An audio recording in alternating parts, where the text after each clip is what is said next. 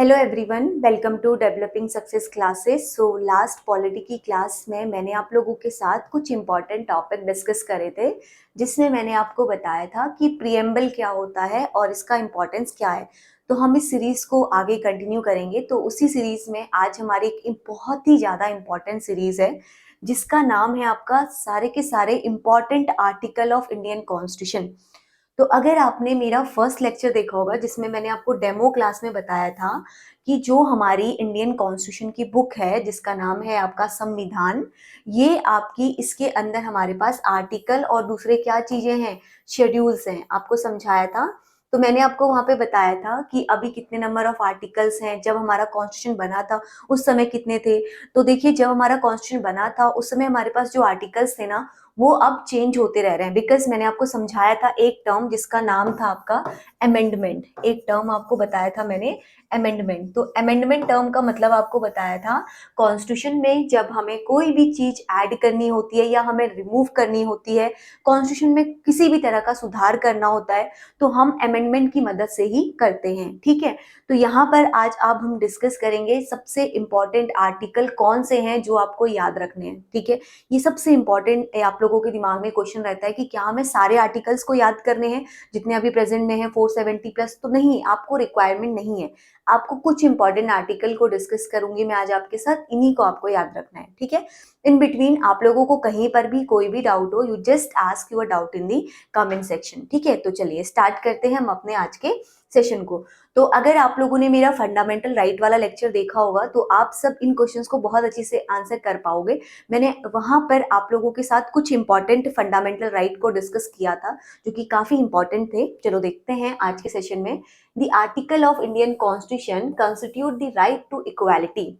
तो यहाँ पर मैंने आपको समझाया था, फंडामेंटल राइट जो है ये आपका कहाँ पर आता है, पार्ट थर्ड में आता है इंडियन कॉन्स्टिट्यूशन के। ठीक है, आपको बताया था कि आर्टिकल नंबर 12 से 35 तक जो है वो फंडामेंटल राइट से हमारा डील करता है। ठीक है, अब इसके अंदर मैंने आपको बताए थे कि टोटल हमारे पास 6 फंडामेंटल राइट्स हैं। आपको बताया था इससे पहले हमारे पास कितने थे, 7 फंडामेंटल राइट्स थे। तो जो हमारा रिमूव करा गया था वो कौन सा फंडामेंटल राइट था, वो था हमारा राइट टू प्रॉपर्टी, जिसको आपका क्या कर दिया गया है, अब फंडामेंटल राइट से रिमूव कर दिया गया है। क्लियर, चलिए, तो इतना तो ये बैकग्राउंड जो मैंने पिछली क्लास में बताया था, जस्ट हमने एक बार रिवाइज कर लिया। क्लियर, अब इसमें पूछा है right to equality. Now this is very important question, कि कौन सा आर्टिकल है जो राइट टू इक्वालिटी से डील करता है। जो 6 फंडामेंटल राइट्स है उसमें right to equality, right to freedom आपको समझाए थे मैंने, है ना, exploitation, culture and education right आपको बताया था। और भी क्या क्या थे, आप मुझे कमेंट में जरूर बताइए अगर आपने सेशन देखा है तो। कॉन्स्टिट्यूशनल रेमेडीज बताइए जल्दी कमेंट में क्या थे। आर्टिकल नंबर 12 टू 16 आता है, या आर्टिकल नंबर 14 से लेके 18 तक आता है, या आर्टिकल नंबर आपका 10 से लेके 14 तक आता है, या more than one is correct. देखो, मैंने अभी यहाँ पर आपको बताया कि फंडामेंटल राइट आपके डील करते हैं article number 12 to 35। Now here is the question, देखो आपका यहाँ पे बोल रहा है 10 टू 14, तो आर्टिकल फंडामेंटल राइट के स्टार्ट ही कहाँ से होते हैं, 12 से। तो ये तो हमारा रॉन्ग आंसर हो जाएगा। ठीक है, अब ये देखो फिर अगेन यहाँ पर आ रहा है आपका 12 टू 16 और 14 टू 18। अब इन्हीं में से कोई एक आंसर होगा, बिकॉज 12 से हमारे स्टार्ट हो जाते हैं fundamental right.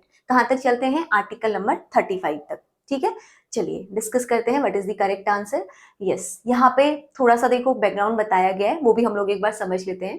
Fundamental right in education जो है, ओरिजिन कॉन्स्टिट्यूशन में कब से आया था, 1950 से, जब हमारा कॉन्स्टिट्यूशन इंडिया में स्टार्ट हुआ था। ठीक है, 7 फंडामेंटल राइट्स थे, but after the passage of 44th amendment act, तो मैंने आपको अभी जस्ट बताया क्लास के स्टार्ट में, अगर हमें कॉन्स्टिट्यूशन में कोई भी चीज सुधार करना होता है, ऐड करना होता है या रिमूव करना होता है, तो हम किसकी मदद से करते हैं, अमेंडमेंट की मदद से करते हैं। तो यहाँ पर देखो क्या बोला है, 44th अमेंडमेंट एक्ट जो 1978 में आया था, उसके बाद आपका एक फंडामेंटल राइट को हटा दिया गया था। तो अब कितने हैं, 6 फंडामेंटल राइट हैं। ठीक है, क्लियर, कौन सा था आपका, वो ध्यान रखना, दैट इज 44 अमेंडमेंट एक्ट।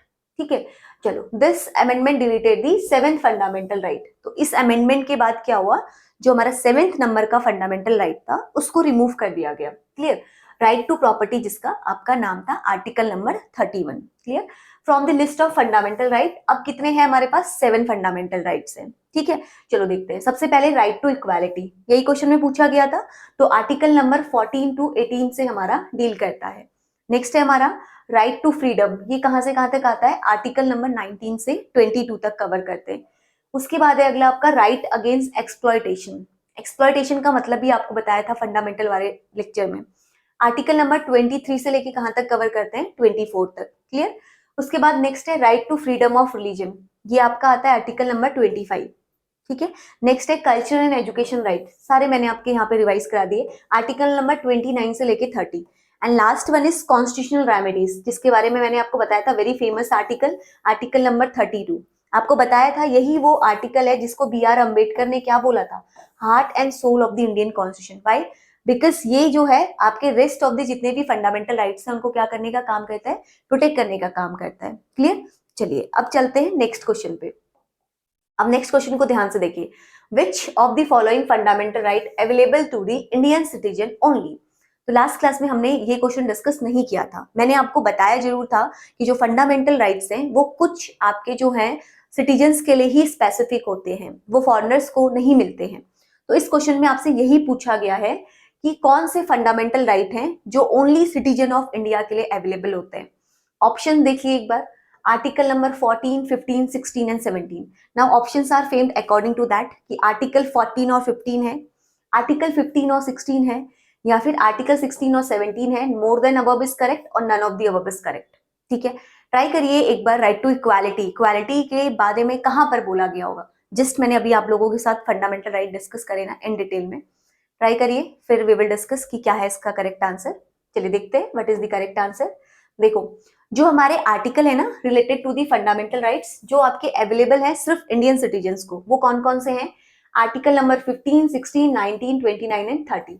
ये जो फंडामेंटल राइट है ये ओनली सिटीजन्स को अलाउ है। ठीक है, आर्टिकल नंबर 14 जो है वो आपका डील करता है equality before the law and equal protection of the law. This is very important, आपको समझाया था। आर्टिकल नंबर 15 जो है वो आपका डील करता है with discrimination on the basis of caste, sex, place of birth, and apart from this it means that the state should not discriminate against any citizen on these ground, यानी कि state जो है वो किसी भी person के साथ in ground basis पे डिस्क्रिमिनेशन नहीं कर सकता। क्लियर?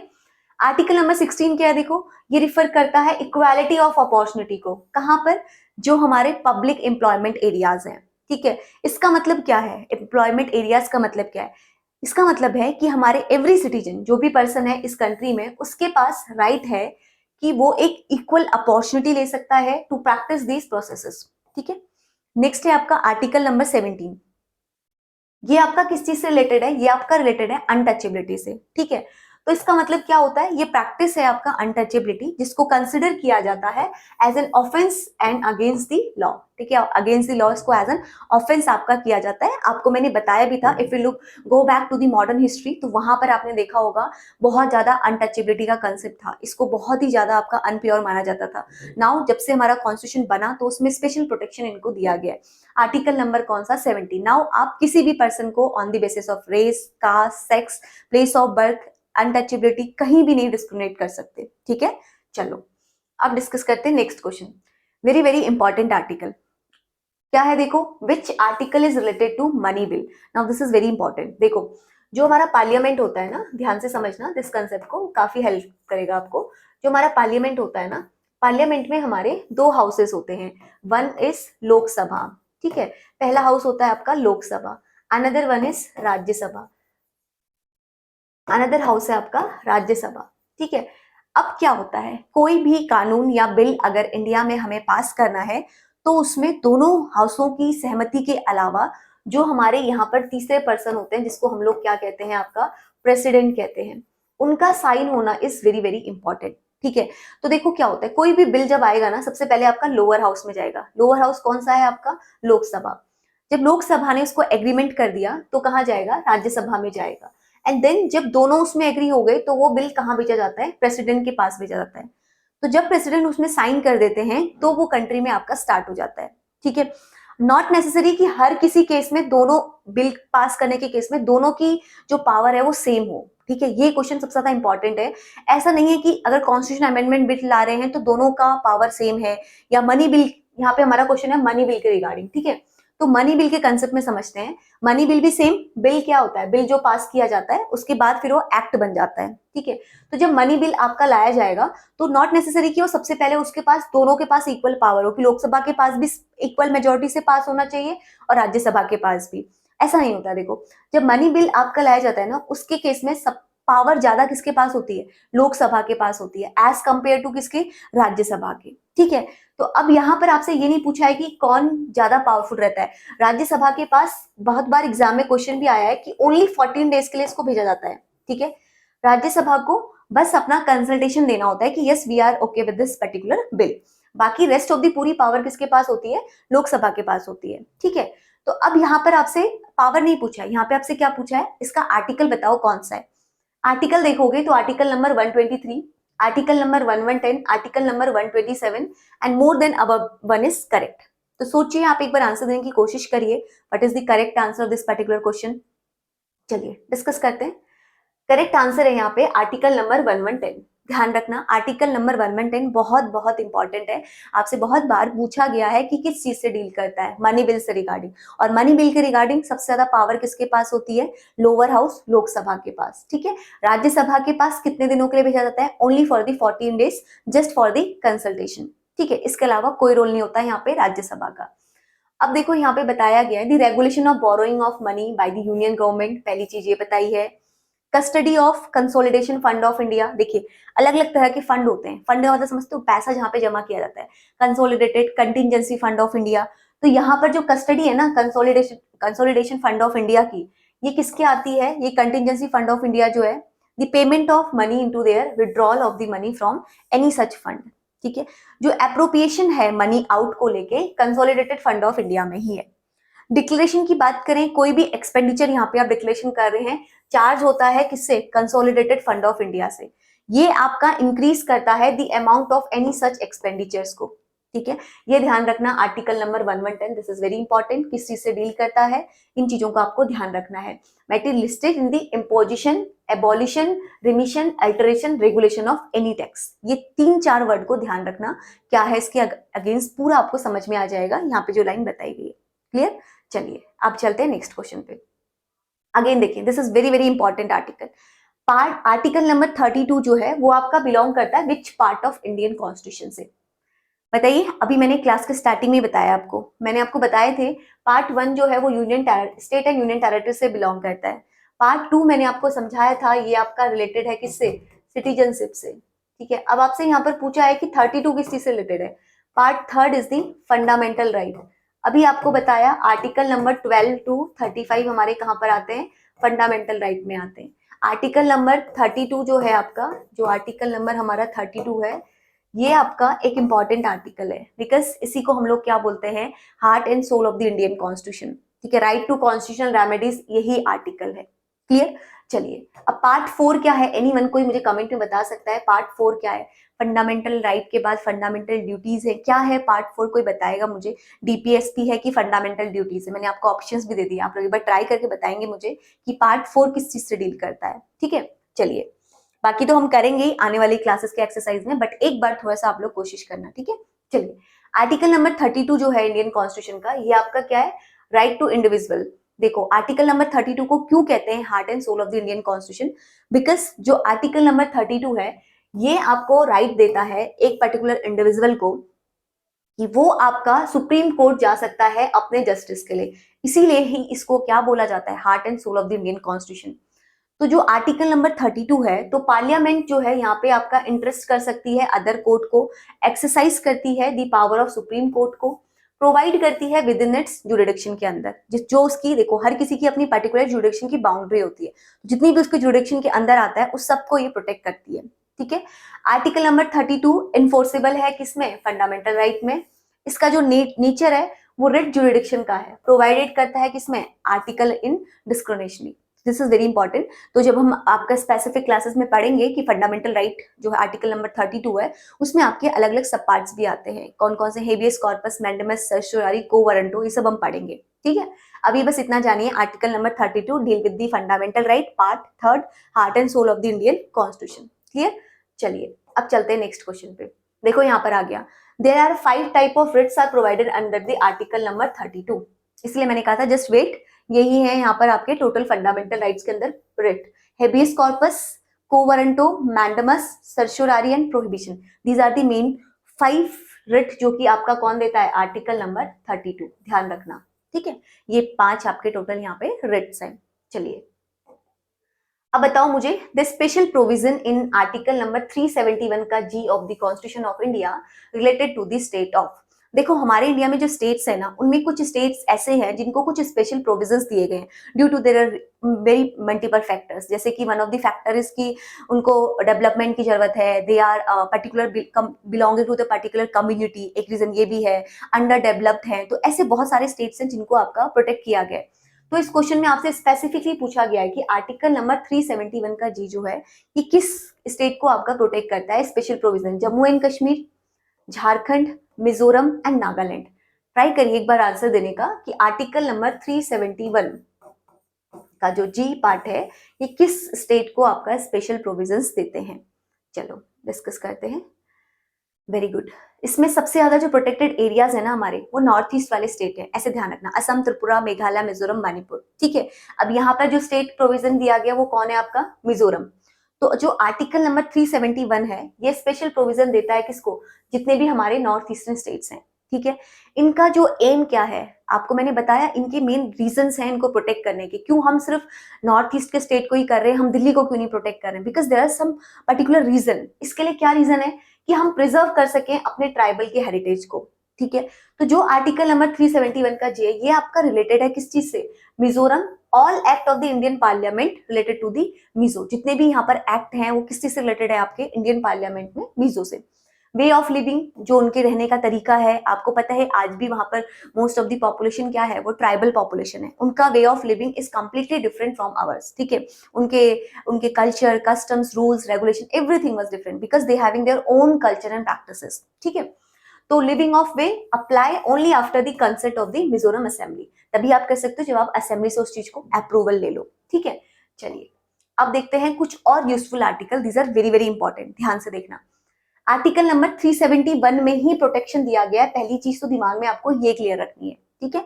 अब जो ए बी सी डी ऐसे करके इनको कैटेगराइज किया है ना, वो अलग अलग इनके यूजफुल आर्टिकल्स के अलग अलग स्टेट्स हैं, इसलिए उनको अलग अलग कैटेगरी में नेम दिया गया है। फॉर एन एग्जाम्पल अगर हम 371 का बी की बात करें तो ये असम से रिलेटेड है, ठीक है। सी की बात करें तो ये स्टेट ऑफ मणिपुर है। एफ की बात करें तो ये स्टेट ऑफ सिक्किम को प्रोटेक्ट करता है। एच की बात करें तो अरुणाचल प्रदेश, और जी की बात करें तो ये मिजोरम। तो मैंने आपको बताया ना नॉर्थ ईस्ट के स्टेट्स को ध्यान रखना है।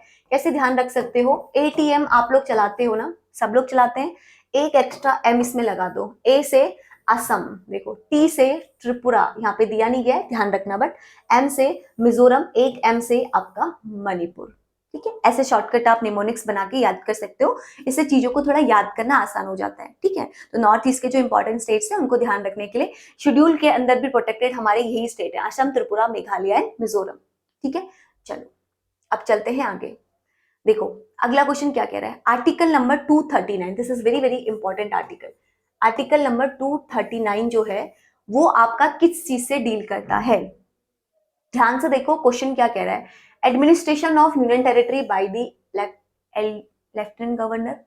नेक्स्ट है administration of union territory by the president. Next option है administration of union territory by the prime minister, and the next one is administration of union territory by the cabinet minister. एक बार आप try करिए कि article number 239 किस चीज से deal करता होगा। यहाँ पे जो पॉइंट्स लिखे गए हैं, प्रेसिडेंट के बारे में तो आपने पढ़ा होगा ना, क्या उनके एडमिनिस्ट्रेशन की यूनियन टेरिटरी में बात करते हैं? देखो एक चीज पहले आप क्लियर करो अपने माइंड में, एक चीज होती है आपकी स्टेट, एक होती है आपका क्या, यूनियन टेरिटरी, ठीक है। एक होती है आपकी यूनियन जिसमें आपका कौन आता है, सेंटर आता है, ठीक है। सेंटर की गवर्नमेंट तो पूरी सेंटर के थ्रू ही चलती है। तो स्टेट और यूनियन टेरिटरी में क्या डिफरेंस होता है, जैसे अभी यहाँ पर कितने स्टेट हैं इंडिया में, 28 स्टेट्स, और कितनी यूनियन टेरिटरी हैं, 8 यूनियन टेरिटरी है। Now what is the difference between the state and union territory? तो स्टेट जो है वो आपका एडमिनिस्ट्रेट होता है स्टेट असेंबली के द्वारा, बट जो यूनियन टेरिटरी है, यूनियन टेरिटरी कौन एडमिनिस्ट्रेट करता है? यूनियन टेरिटरी में एडमिनिस्ट्रेशन होता है आपका किसका? सेंट्रल गवर्नमेंट के थ्रू आपकी क्या होती है? एडमिनिस्ट्रेट होती है। या तो यहाँ पे सेंट्रल गवर्नमेंट के थ्रू अपॉइंट कोई पर्सन होते हैं, या यहाँ पे लेफ्टिनेंट गवर्नर होते हैं जो हर एक यूनियन टेरिटरी को कंट्रोल करते हैं। क्लियर? और स्टेट जो होता है वो किसके थ्रू रन होता है? स्टेट गवर्नमेंट के थ्रू। जैसी फंक्शनिंग हमारी सेंटर में चलती है वैसी सिमिलर काइंड ऑफ फंक्शनिंग हमारी कहाँ पर भी चलती है? स्टेट में भी चलती है। क्लियर? चलिए, तो ये आपका किस चीज से डील करता है? Administration of union territories. तो प्रेसिडेंट जो है ये आपका अपॉइंट करते हैं गवर्नर को of the state as the administrator. जो मैंने आपको बताया, गवर्नर, लेफ्टिनेंट गवर्नर, यही उनके नाम है जो उनको अपॉइंट किया जाता है किसी भी यूनियन टेरिटरी में। कौन करते हैं? प्रेसिडेंट करते हैं। ठीक है, where he exercises function as such administrative independently of his council of minister. अपनी काउंसिल ऑफ मिनिस्टर पे वो इंडिपेंडेंटली फंक्शन करते हैं, बट वो अपॉइंट किसके द्वारा होते हैं? सेंट्रल गवर्नमेंट के द्वारा होते हैं। सेंट्रल गवर्नमेंट में कौन है जो स्पेसिफिकली उनको अपॉइंट करते हैं? That is president. ठीक है, आप एक चेन को लिंकअप करिए, president, union territory, central government, administration, ऐसे करके आप समझ जाएंगे। ठीक है, चलो अब देखते हैं नेक्स्ट क्वेश्चन। देखो अगला क्वेश्चन बहुत इंपॉर्टेंट है। Which article of Indian constitution define the money bill? अभी मैंने जस्ट आपको बताया कि मनी बिल कौन सा इंडियन कॉन्स्टिट्यूशन का आर्टिकल है जो आपको डिफाइन करता है। आप एक बार आंसर दीजिए, आपका रिवीजन होगा इस क्वेश्चन से। Article number 114, article number 112, 116 and 110। Answer दीजिए। जस्ट अभी मैंने आपको बताया है इसका करेक्ट आंसर क्या है। कोई आंसर देगा? चलो देखते हैं। यस, आर्टिकल नंबर 1110 अभी बताया मैंने। मनी बिल जो है, देखो यहाँ पर सारे पॉइंट्स दिए गए हैं, इन पॉइंट्स को ध्यान से देखना। मनी बिल जो है ये आपका इंट्रोड्यूस किया जाता है किसके द्वारा? केवल और केवल मिनिस्टर के द्वारा। ठीक है, जो अलग अलग तरह के बिल है, जैसे पब्लिक बिल है तो इसको आम पब्लिक में से कोई भी आपका कर सकता है, बट जो मनी बिल है उसके लिए सिर्फ और सिर्फ कौन करेगा? आपका कौन करेंगे? मिनिस्टर ओनली करेंगे। ठीक है, ये can not be introduce in the Rajya Sabha, ये राज्यसभा में इंट्रोड्यूस नहीं होता है। जैसा कि मैंने आपको बताया कि इसके रिगार्डिंग ज्यादा पावर भी किसके पास होती है? लोकसभा के पास। ठीक है, और विधान परिषद, विधान परिषद स्टेट में आपका होगा। ठीक है, it can only B introduce in the Lok Sabha with the prior recommendation of the president. तो जब आप इस बिल को इंट्रोड्यूस करोगे उससे पहले आप प्रायर परमिशन किसकी लोगे? प्रेसिडेंट की लोगे। ठीक है, Rajya Sabha is required to return a money bill pass and transmitted by the Lok Sabha within a period of 14 days. जो मैंने आपको बताया, ये क्वेश्चन प्रीवियस ईयर में एग्जाम में पूछा गया है, पीवाईक्यू का एक इंपॉर्टेंट क्वेश्चन है कि कितने दिन में राज्यसभा को उस मनी बिल को रिटर्न करना होता है, लोकसभा को कितने दिन में करना होता है? 14 डेज में। ठीक है, जिस दिन से उसको डेट ऑफ रिसिप्ट, जब से उसको मिला है वो बिल, उस दिन से 14 डेज में उसको रिटर्न करना होता है। तो मनी बिल जो है ये इंट्रोड्यूस किया जा सकता है in the both central government only in Lok Sabha and state government only in Vidhan Sabha. For both cases bicameral legislation and unicameral legislation, दोनों ही तरह की यहाँ पे जो कैमरल लेजिस्लेशन है वहां पर किया जाता है। समझ रहे हैं? बाई कैमरलाइजेशन का मतलब क्या है? बाई का मतलब टू, यानी कि यहाँ पर लोकसभा भी होगी और राज्यसभा भी होगी। तो स्टेट में हम लोकसभा नहीं बोलते हैं, क्या बोलते हैं? विधानसभा और विधान परिषद बोलते हैं। मैंने आपकी जो इंट्रोडक्टरी क्लास ली थी ना पॉलिटी की, उसमें मैंने आपको सब टर्म्स बताए थे, because these terms are very important और आगे न्यूज में आते रहेंगे, क्वेश्चन में आपको मिलते रहेंगे। ठीक है, तो मैंने वहां पे आपको प्रिपेयर कराया था। अगर आप लोगों में से किसी ने नहीं देखा है तो just go and watch this particular video. ठीक है, चलो अब देखते हैं आगे। Which of the following article is related to the freedom to manage religious affair? कौन सा आर्टिकल है जो फ्रीडम टू रिलीजियस अफेयर से डील करता है? ध्यान से बताइए आंसर, अभी मैंने आपको क्लास में बताया है, आज की क्लास में। Article number 26, article number 24, article number 23 and last one is article number 28। कौन सा है ऐसा आर्टिकल जो रिलेटेड है freedom to manage the religious affairs? Anyone? कोई ट्राई करेंगे इसको? चलिए बताते हैं, डिस्कस करते हैं। ये है आपका आर्टिकल नंबर 26। तो आर्टिकल नंबर 26 जो है इंडियन कॉन्स्टिट्यूशन का, ये रिलेटेड है आपका freedom to manage the religious affairs. ठीक है, यहाँ पे 26 जो है ये आपका अवेलेबल होता है all citizen of India and alliance के ऊपर। जितने भी हमारे सिटीजन्स हैं उन सब के लिए भी ये है, और जो एलियंस हमारे यहाँ पे यानी कि जो फॉरेनर्स हमारे यहाँ पे आते हैं उन सब के लिए भी एलिजिबल है। ठीक है, इंडियन कॉन्स्टिट्यूशन में जो right to freedom of religion है ये किस चीज को डिस्क्राइब करता है? आर्टिकल नंबर 25 से लेके 28। तो आर्टिकल नंबर 26 जो है ये फंडामेंटल राइट है इंडियन कॉन्स्टिट्यूशन का। ठीक है, तो आर्टिकल नंबर जो 26 है ये अलाउ करता है हर एक रिलीजियस पर्सन को कि वो एस्टेब्लिश कर सकते हैं, मेंटेन कर सकते हैं इंस्टीट्यूशंस को, किसके लिए, for the religious and charitable purposes. This is very important point कि आप अपने रिलीजियस और चैरिटेबल पर्पस के लिए आप इंस्टीट्यूशंस का एस्टेब्लिशमेंट कर सकते हैं। ठीक है, चलिए, तो यहाँ पर मैंने आप लोगों के साथ डिस्कस करे हैं बहुत सारे इंपॉर्टेंट आर्टिकल, जिसमें आज हमने डिस्कस करे। देखिए, जो हमारे आर्टिकल्स हैं ना, दे आर वेरी लार्ज, मतलब 470 प्लस अभी प्रेजेंट में आर्टिकल हैं, तो आपको सारे आर्टिकल्स को नहीं पढ़ना है, ठीक है। तो बीच बीच में हम अपनी क्लास के बीच में एक सेशन इंपॉर्टेंट आर्टिकल का लाएंगे, सो दैट आप उसके टच में रहो कि कौन कौन से इंपॉर्टेंट आर्टिकल हैं जो आपको ध्यान में रखने हैं एग्जाम परस्पेक्टिव से, ठीक है। तो आज हमने कौन से आर्टिकल डिस्कस करे, जस्ट एक बार रिकैप कर लेते हैं, सो दैट सारा आपके माइंड में क्या हो जाए, स्टोर हो जाए और आपको हर एक चीज इंफॉर्मेशन याद रहे, ठीक है। चलो एक बार फटाफट से देख लेते हैं। सबसे पहले यहाँ पर हमने लास्ट क्वेश्चन जो डिस्कस किया था 26, तो 26 में मैंने आपको बताया किस चीज से रिलेटेड है, freedom to religious affairs, clear ना। अब मैंने आपको बताया fundamental right part 3 article number 12 to 35, उसमें भी आपको बताया article number 32 is the heart and soul of the Indian constitution. वहां पर मैंने आपको बताया 5 टाइप के रिट, आपको नाम भी नहीं याद करना, इट्स ओके, बट आपको याद रखना है कि कितने नंबर में है, ठीक है।